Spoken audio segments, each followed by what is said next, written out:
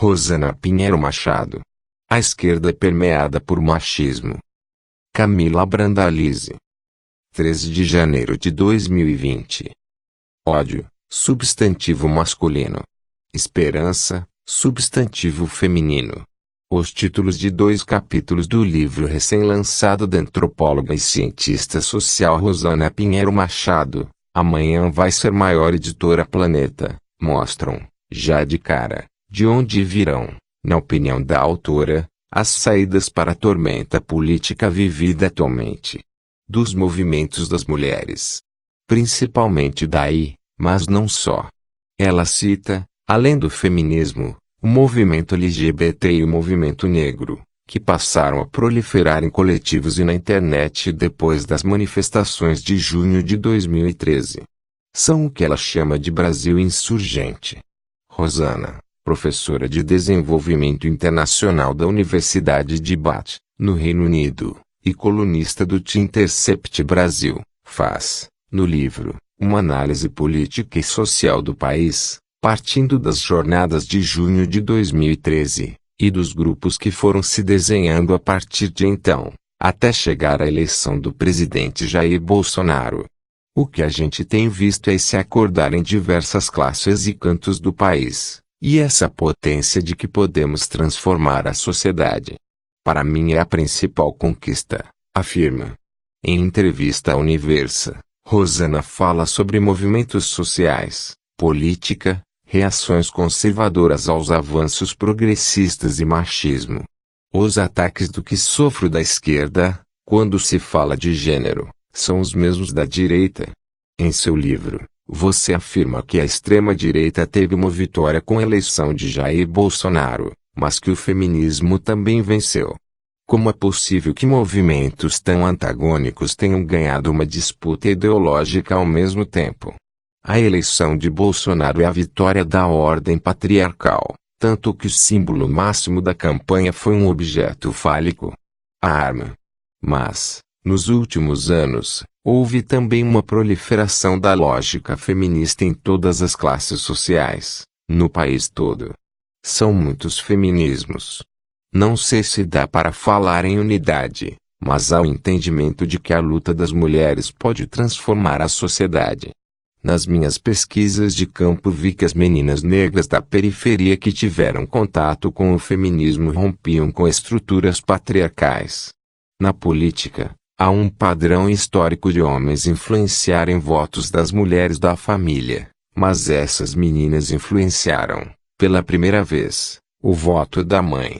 Estão dizendo que vão votar em quem quiserem e que não são só os homens que têm protagonismo. É uma geração que diz que não vai lavar chão nem ser empregada doméstica e vai procurar trabalho técnico. Há uma queda de braço entre feminismo e conservadorismo. Os movimentos coexistem e são forças antagônicas. O que temos visto, desde as manifestações de junho de 2013, é um processo de ação e reação. Todo o Brasil insurgente, não só do feminismo, mas também do movimento LGBT e do movimento negro, que veio depois de 2013, começou a se proliferar em coletivos e na internet. Com isso, tem uma reação, que chamamos de backlash. Há a promoção de uma ordem moral, uma tentativa de controlar universidades, escolas, disputar conselhos tutelares, exigir uma certa moral do que se espera da mulher e controlar seus direitos reprodutivos.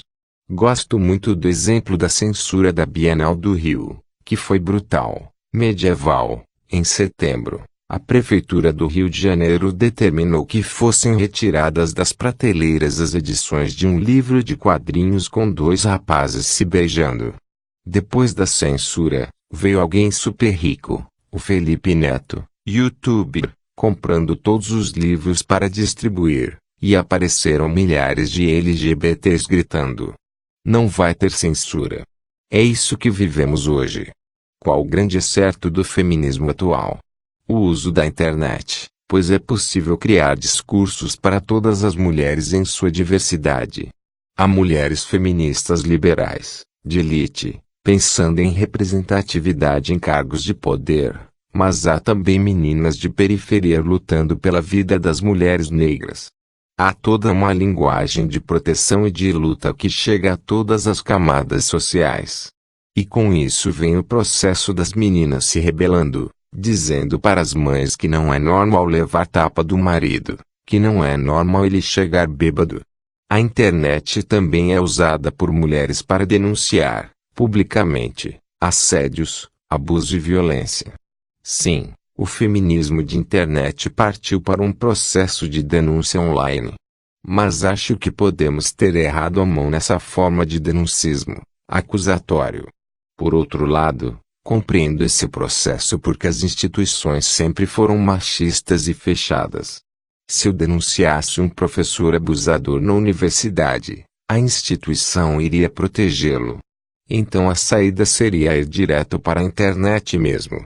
Mas é difícil porque vai acusar, e a internet vai dar o veredito sem um julgamento. Denunciar é uma maneira de romper com o opressor, mas acho que a gente aprendeu muito nesse processo. Entendemos que é preciso estar mais protegidas legalmente antes de ir para as redes sociais. E com mais provas e com uma rede de mulheres por trás para ajudar. Qual é a diferença entre os machismos praticados pela esquerda e pela direita? A esquerda é permeada por marxismo, procura lideranças masculinas, espera o eterno retorno do pai, na linguagem psicanalítica. Existe essa ideia do intelectual, do revolucionário, e é sempre um homem.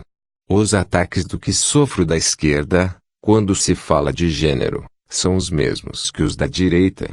Usam os mesmos estereótipos e adjetivos para me criticar. Escrevem professora entre aspas. Tentam colocar apelidos para criar uma figura caricata sobre meu físico. Mas, fora isso, a diferença é brutal. Eu consigo falar e ser ouvida na esquerda e, quando se reconhece o machismo, há espaço para lutar contra. Na extrema-direita, o discurso é de ódio contra mulheres mesmo, ainda que as bolsonaristas discordem. Aos incels, que pregam a morte de mulheres. O termo vem de involuntários e celibates, ou celibatários involuntários, que não conseguem ter relações afetivas e sexuais e atacam mulheres por isso, e os masculinistas, homens fundamentalmente misóginos e que se identificam com valores neonazistas. São dois grupos empoderados na extrema-direita, em que o feminismo brasileiro precisa avançar. Há tudo a fazer, principalmente em relação a mulheres negras. Elas ainda estão na base da pirâmide do emprego, sofrem mais violência. Também há muito a fazer em relação à transfobia. Mas é muita consciência sendo produzida, tem mais pessoas denunciando violências. Acredito que temos conseguido chegar às pessoas como nenhum outro movimento, inclusive o das esquerdas, que não consegue ter o apelo que o feminismo tem. Se mulheres brancas não pensarem na vida das mulheres periféricas, é um feminismo parcial, não é completo. Recentemente, o ex-presidente Lula afirmou que as jornadas de junho de 2013 tiveram influência dos Estados Unidos e foram feitas como parte do golpe contra o PT. Como uma pesquisadora que se debruçou sobre as manifestações, como avalia essas declarações? Extremamente populistas. Entra na lógica do nós contra eles e não para pensar na complexidade do que aconteceu. Não estou dizendo que não tenha tido influência externa, mas não foi a causa. A causa foi um Brasil que, em um momento de maturidade democrática, foi para as ruas pedir mais. Não acho que o Lula acredite que junho de 2013 tem uma causa única, ele é um homem inteligente. Qual poderia ser a fagulha para uma nova onda de insurgência popular, na mesma linha do que aconteceu em 2013? O que está para estourar é a precarização do trabalho em aplicativos de transporte.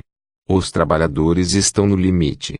No que diz respeito às mulheres, um dos pontos mais fortes é a questão do aborto. Caso surja um projeto de lei como o que deu origem à Primavera Feminista em 2015, termo usado para se referir às manifestações de mulheres nas ruas e nas redes sociais, que pediam o fim da violência de gênero e protestavam contra a retirada de direitos, como o projeto de lei que dificultava o aborto legal em caso de estupro. A questão do aborto é interessante. Vai ter muita coisa acontecendo na Argentina. O novo presidente, Alberto Fernandes, já disse ser a favor da legalização. A tendência é que a luta pelo direito ao aborto vá mobilizar mulheres na América Latina. Mas uma fagulha é isso. Pode vir de um lugar que não conseguimos ver. Quem você citaria como importantes lideranças femininas atuais? A Márcia Barbosa, professora de Física na UFRGS, Universidade Federal do Rio Grande do Sul, é um dos maiores nomes da luta por mais espaço para a mulher na ciência. Uma pessoa que é um símbolo de resistência é Débora Diniz, professora da Universidade de Brasília, pesquisadora e ativista em temas como aborto e direitos reprodutivos. Citaria também a Lola Aronovich, blogueira feminista e professora da Universidade Federal do Ceará, e bancada feminista do PSOL, com as deputadas federais Áurea Carolina, Talíria Petroni, Fernanda Melchiona e Sâmia Bonfim. E, acima de tudo, Marielle Franco, uma mulher negra, jovem e de esquerda assassinada no mesmo ano em que um homem branco e velho ganhou as eleições. Ela é nosso símbolo maior. O crescimento de grupos religiosos moralistas dentro do governo, que tentam cercear a liberdade das mulheres, pode avançar a ponto de retirar direitos. Essa é uma questão que ainda precisamos observar. O avanço dos evangélicos conservadores é indiscutível. É a formação de um exército religioso mesmo. Vai além das igrejas. Está nas escolas, nos conselhos tutelares. É um projeto de capilarização que disputa narrativas. Por outro lado, tem uma nova geração de jovens que vão à igreja, mas estão vivendo no século XXI. Não são 100% cooptáveis.